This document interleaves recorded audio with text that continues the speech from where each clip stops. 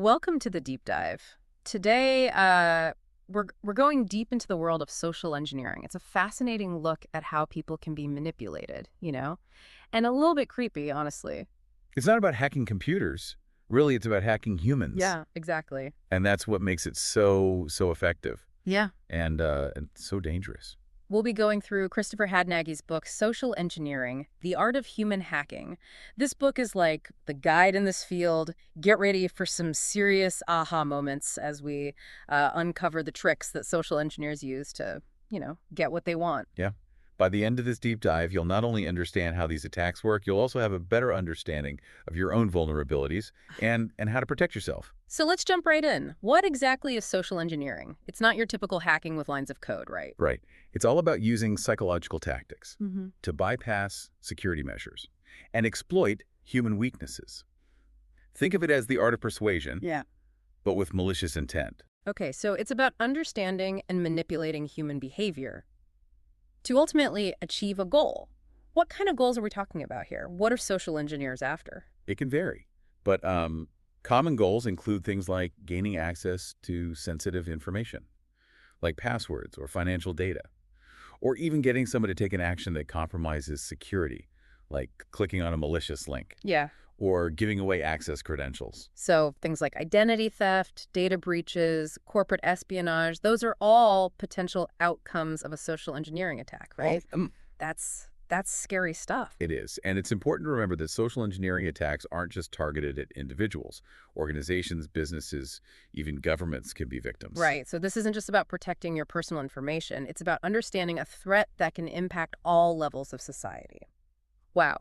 Now, before we get too deep into the weeds here, let's talk about the different types of social engineering attacks out there. What are some of the common methods used? Well, Hadnagy outlines several types in his book, but some of the most common include phishing, pretexting, baiting, and tailgating. Let's break those down. Phishing, I think most people have heard of that one. It's those scam emails trying to trick you into giving up your password, right? Exactly. You might get an email that looks like it's from your bank or a trusted online retailer, asking you to verify your account information. But the link they provide actually takes you to a fake website designed to steal your credentials. So it's all about deception, creating a believable facade to lure victims in. What about pretexting? How is that different from phishing? Pretexting involves creating a whole fabricated scenario to gain someone's trust. For example, an attacker might call you pretending to be from IT support, claiming there's a problem with your computer and they need your password to fix it. Wow, that's pretty sneaky. They're not just sending a generic email, they're actually engaging in a conversation and building a story to make their requests seem legitimate. Exactly. And because they've taken the time to research you and your organization, they can tailor their approach to be very convincing. Okay, so phishing is about deception through email or messages, and pretexting is about crafting a whole scenario to gain trust. What about baiting? Is that like leaving a poisoned cookie on a table somewhere? Well, not quite a cookie, but you're on the right track. Baiting involves offering something enticing to lure victims in. It could be a free download, a tempting offer, or even something physical like a USB drive left lying around with a label that says confidential. So curiosity gets the best of them. They take the bait and bam, they've downloaded malware or exposed their system to an attack. Exactly. The bait is designed to appeal to our natural curiosity or desire for something valuable. Okay. And lastly, we have tailgating. What's that all about? Tailgating is a physical attack, where someone tries to gain unauthorized access to a restricted area by following closely behind someone who has legitimate access. Imagine someone holding a heavy box and accidentally dropping it right in front of a secure door. An unsuspecting employee might hold the door open for them, giving the attacker access to the building. So it's a combination of opportunity and exploiting human kindness or distraction. They're not breaking down the door, they're slipping in through a crack in the human element of security. This is all pretty unsettling stuff.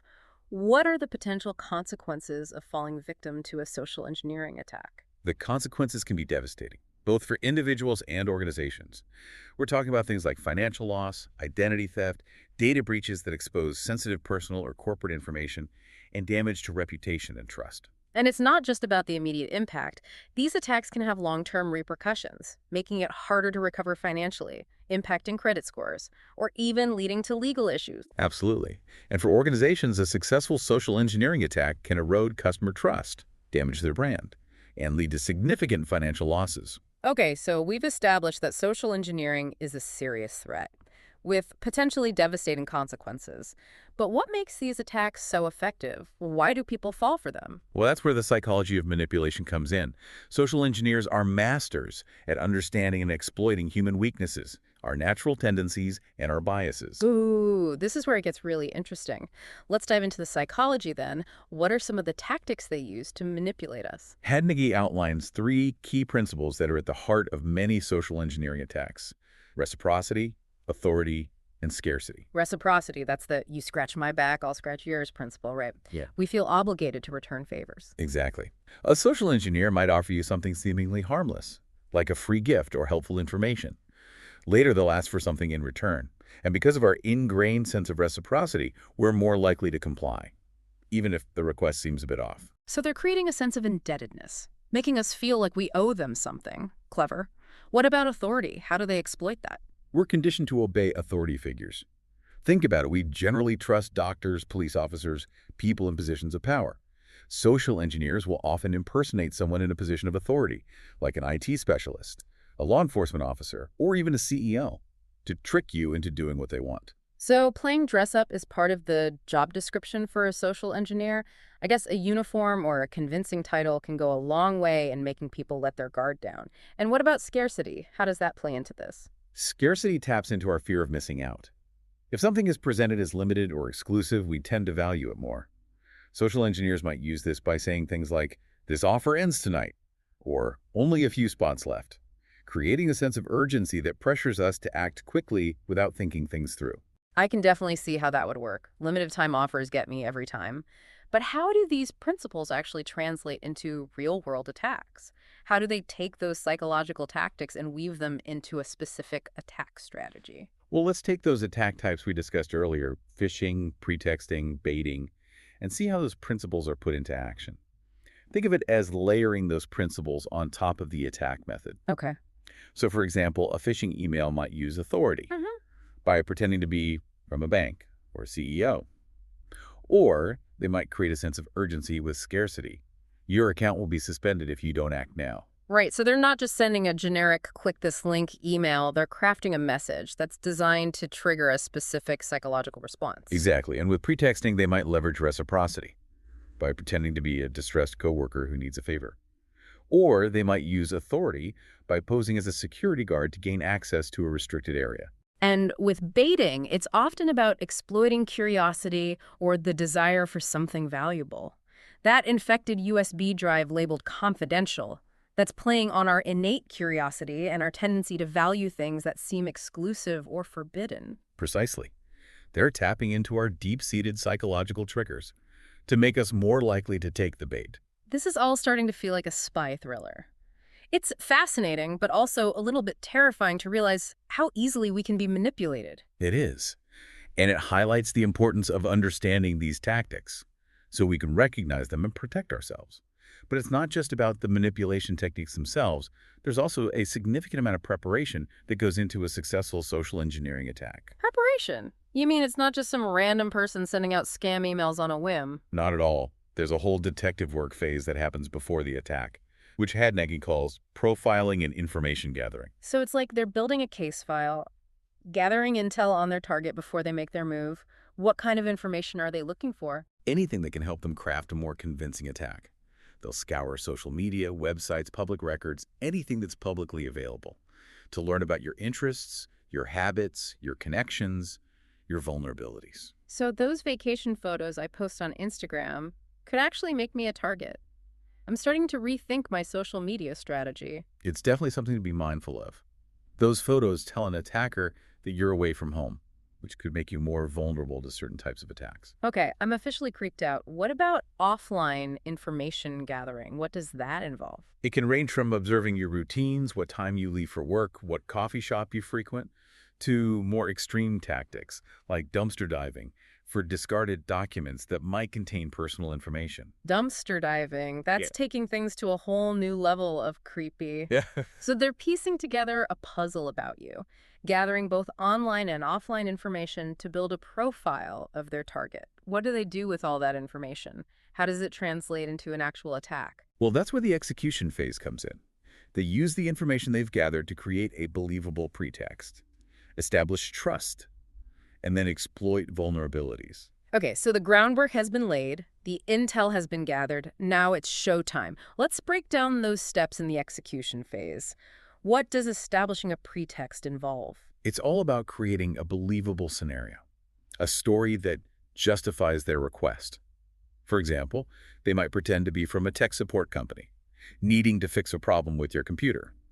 Or they might pose as a coworker who's locked out of their account and needs your password to access an important file. And because they've done their research, they can tailor that story to be very convincing. Exactly. They might use details they found on social media, mention shared connections, or even use technical jargon to make themselves sound more credible. So it's not just a random generic request, it's a carefully crafted story designed to resonate with you specifically. And once they've established a believable pretext, they move on to gaining your trust. Right. They'll use a variety of tactics to make you feel comfortable and lower your guard. They might try to build rapport by mentioning shared interests. Or they might create a sense of urgency or even fear to pressure you into acting quickly without thinking things through. It's like they're playing a character, putting on a performance designed to disarm you and make you more susceptible to their manipulation. Exactly. They're master manipulators, using a combination of psychology and deception to get what they want. And once they have your trust, they move on to the final stage. Exploiting vulnerabilities. What does that look like in practice? This is where they try to achieve their goal. Whether it's getting you to click on a malicious link, give up your password, or even transfer money to a fraudulent account. And they use a variety of techniques to do this, right? We talked about phishing emails, but it can also involve phone calls, text messages, even in-person interactions. Absolutely. They'll choose the method that's most likely to be successful, based on the information they've gathered and the specific vulnerabilities they've identified. For example, they might use a phishing email that looks incredibly legitimate, using company logos and official-sounding language. They might try to gain physical access to your office by tailgating following someone through a secure door. Or they might leave a bait, like that infected USB drive we talked about, in a place where you're likely to find it. So it's like a carefully choreographed dance, each step designed to move them closer to their goal. Do you have a real-world example of how this all plays out? Unfortunately, there are many. But one that stands out is the 2013 Target data breach. Attackers were able to steal the credit card information of millions of customers by first gaining access to the network of one of Target's vendors through a phishing email.